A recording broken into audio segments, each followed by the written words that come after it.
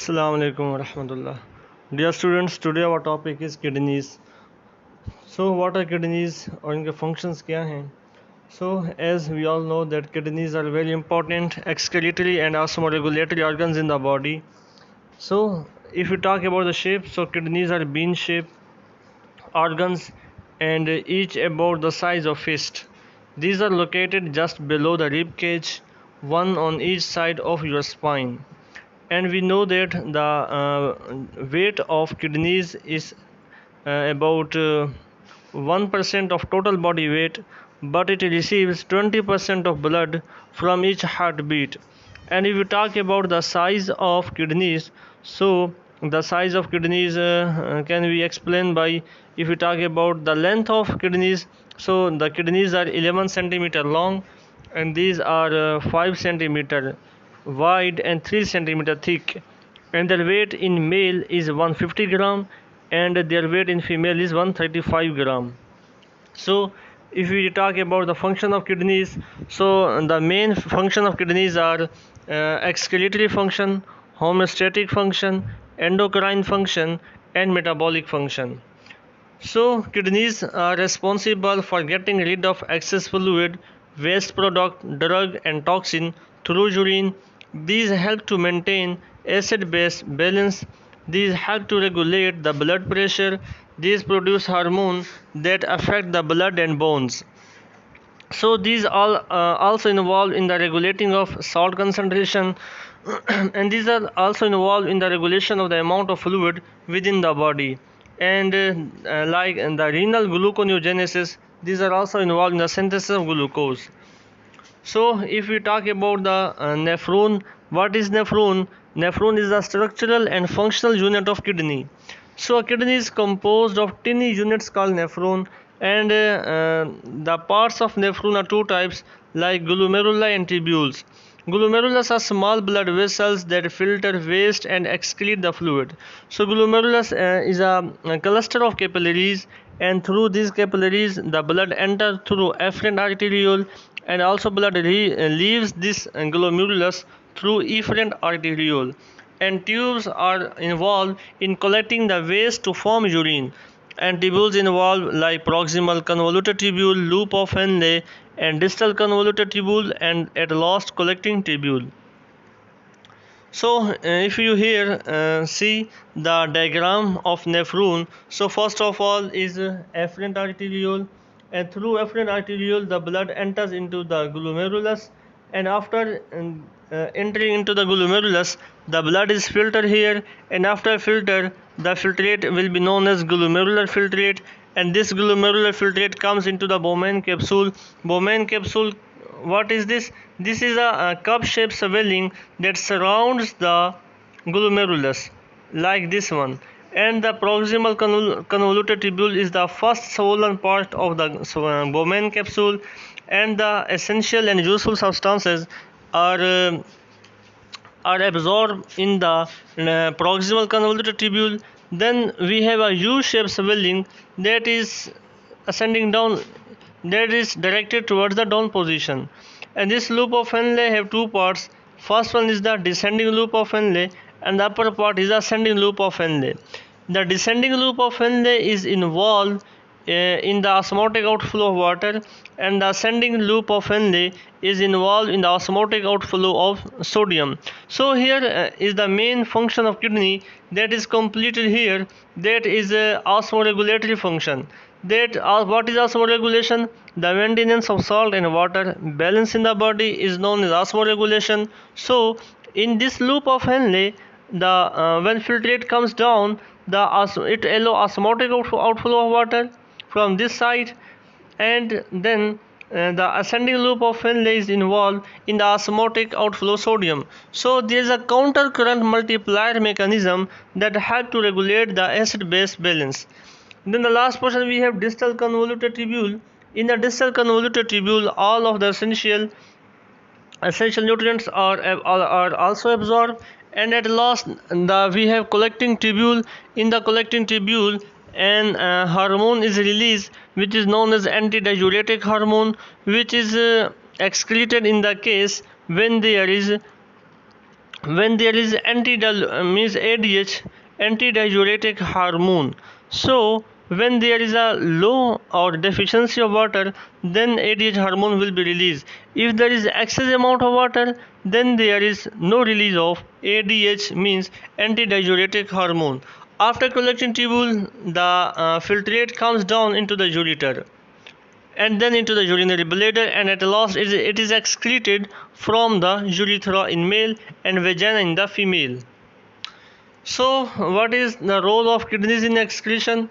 Kidneys remove waste and extra fluid from our body,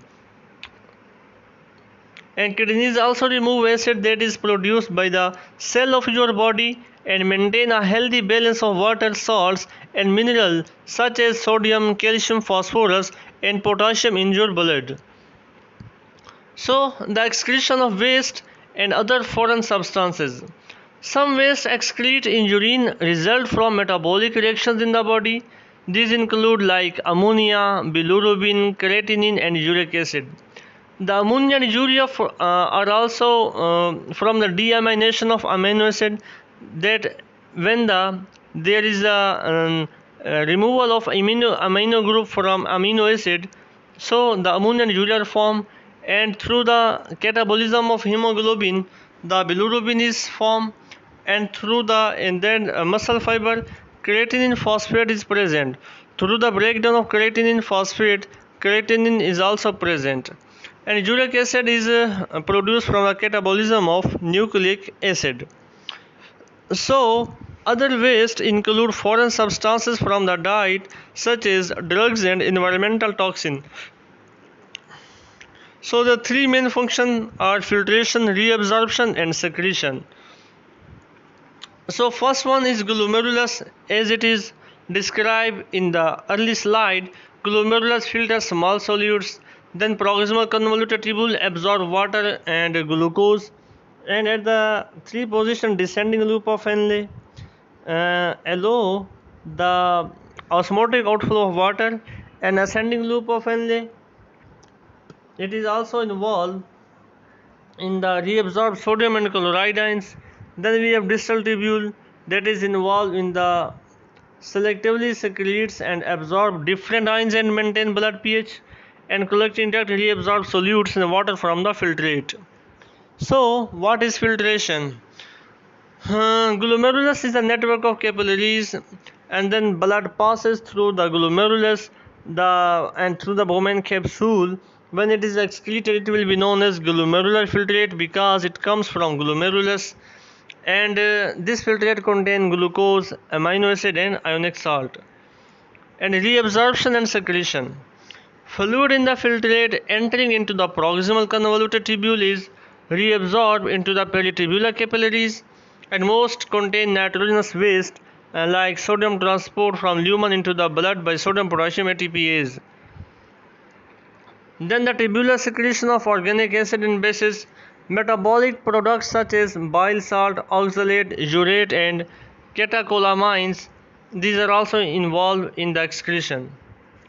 Then reabsorption होती है कि reabsorption में glomerular filtrate is transported to the collecting duct through the renal tubule. During this time, glucose, amino acid are reabsorbed completely in peritubular capillaries. Sodium, potassium and calcium ions are reabsorbed partially. Urea, potassium, hydrogen ions are secreted into the renal tubule from peritubular capillaries. So loop of Henle, descending limb and ascending limb. Descending limb water potential decrease. In the ascending limb water potential is increased because the ascending limb not allow the water. So the principal cells and some are intercalated cells that are involved in the collecting duct. Distal convoluted tubule reabsorb potassium and sodium, and intercalated cells secrete hydrogen and reabsorb HCO3, maintain acid base homeostatic. If you talk about the urine composition, so urine contains 96% water, 2% salts and 2% urea. Small quantities of drug, hormones and preservatives are also present. about 1.5 liter of urine produced daily. So it is also involved in the production of red blood cells. How? Because in the kidneys there are specialized cells called interstitial cells are present, and these produce an hormone which is known as erythropoietin, and erythropoietin acts on RBCs that protect from destruction. If there is a low level of red blood cells, then it stimulates the stem cells of bone marrow to produce red blood cells. Like this one, if we have anemia, low red blood cells concentration, and if they are low, then the erythropoietin will be stimulates bone marrow to produce red blood cells, so that normal red blood cell concentration is maintained. So these are also involved in the regulating the activity of vitamin D. We know that vitamin D strengthens our bone, it is useful for body, and it changes the D3 inactive form of vitamin D into the active form vitamin D, which is known as calcitriol. Calcitriol acts on the cell of intestine and bones and stimulates the low dietary intake of calcium. So these are also involved in the osmolarity and volume, and because during hyperhydration, if there is a excess of water, then the dilute urine will be formed, and if there is a hypohydration, then the concentrated urine will be formed and antidiuretic hormone will be reabsorbed.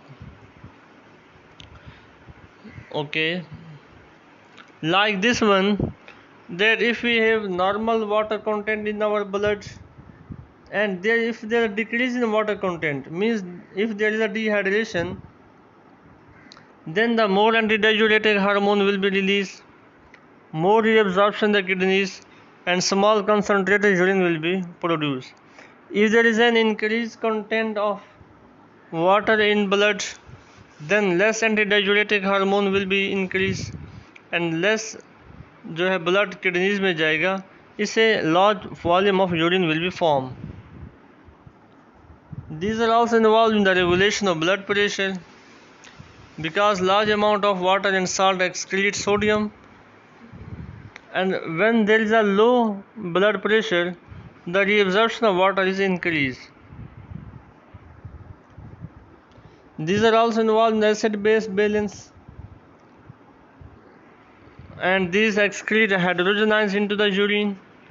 By adjusting the amount of reabsorbed and secreted, they balance bloodstream's pH. Like this one, from blood, hydrogen ions are excreted into the urine, and bicarbonate ions are present in the blood. So in this way, these are also involved in the conservation of acid-base balance. Last one is the renal gluconeogenesis. The synthesis of glucose from the amino acid glutamine. Normal condition, it is a minor function, but during fasting, kidney become a major source of blood glucose, and organic nutrients like glucose and amino acid are conserved by the kidney. So urinary excretion is essentially zero. It is also involved in maintaining the homeostasis, water and salt maintenance, and body fluids. So this was all about the presentation about the structure of kidney and function of kidney. I hope you will understand. Thanks a lot.